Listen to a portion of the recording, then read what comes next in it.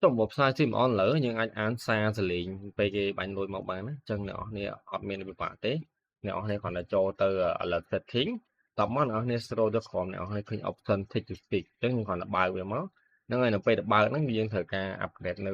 plan របស់យើងចឹងបើសិនអ្នកគ្នាអាច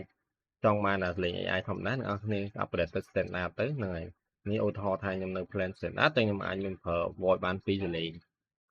ចឹងយើងអាចចុចធ្វើការចុច preview បានទៅពេលយើងនេះទៅពេលយើងរើសលេងហើយណា អរគុណ Stream Neon សម្រាប់ការបរិច្ចាគ$1 I love Stream Neon ហ្នឹងហើយអ្នកគ្នាអញ្ចឹងដំបូងគឺវានឹងអានតាម message template នេះមានថាយើងដាក់អីវានឹងអានតាមហ្នឹងអញ្ចឹងដើម្បីឲ្យយើងថាយើងចង់បង្ហាញលើ screen នឹងពាក្យនឹងនឹងដដែលតែយើងចង់ឲ្យវាអានឡើងផ្សេងអ្នកគ្នាអាចធ្វើការខុសខុសនៅកន្លែងនេះបានជាងយើងនេះខ្ញុំដាក់ថាហាហាលុយសុទ្ធមកទៀតហើយចំនួនជាងយើងដាក់នេះ token នេះគឺយើងយកមកពីកន្លែងនេះអញ្ចឹងចំនួនពេលវា dynamic ណាន័យថាគេបាញ់មកចំនួនប្រមាណហើយជាប្រភេទរូបិយប័ណ្ណអីគេហ្នឹងហើយហើយមួយទៀតខ្ញុំចង់ចាប់ remark អញ្ចឹងយើងដាក់កន្លែងនេះដាក់ចន្លោះនេះ message មកហ្នឹងហើយចុងក្រោយគេតែប៉ុណ្ណាអូខេឥឡូវយើងអាចដើម្បីឲ្យវាដើរឲ្យវាអានល្អអ្នកនរគ្នាប្រើសញ្ញាខណ្ឌអីចឹងទៅដើម្បីដល់បញ្ចប់ clean នីមួយៗអញ្ចឹងណាអូខេឥឡូវយើងសាក preview មើល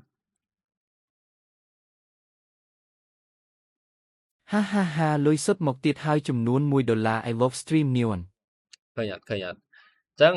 វានឹងធ្វើការអានសារនេះហាហាហាលុយសុទ្ធមកទៀតហើយអញ្ចឹងយើងធ្វើការ select នៅសលេងមួយទៀតសលេងស្រីមុំ ហាហាហាលុយសុទ្ធមកទៀតហើយចំនួន$1 I love Stream Neon ហ្នឹងហើយអញ្ចឹងអ្នកនរគ្នាក៏អាចធ្វើការជ្រើសនៅសលេងមនុស្សពិតក៏បានដែរនេះអញ្ចឹងវាមានបូរ៉ាមានអីច្រើនឥឡូវយើងជ្រើសយក theory ឥឡូវធ្វើការ preview ហាសហាសហាលុយសុទ្ធមកទៀតហើយចំនួន$1 I love Stream Neon ហ្នឹងហើយអញ្ចឹងនៅថ្ងៃអនាគតអ្នកនរគ្នាក៏អាចបញ្ចូលនៅ custom សលេងបានដែរឥឡូវយើងកំពុងតែធ្វើអញ្ចឹង see you soon អញ្ចឹងវីដេអូថ្ងៃនេះមានតែប៉ុណ្្នឹងទេអរគុណអ្នកនរគ្នាបាយបាយ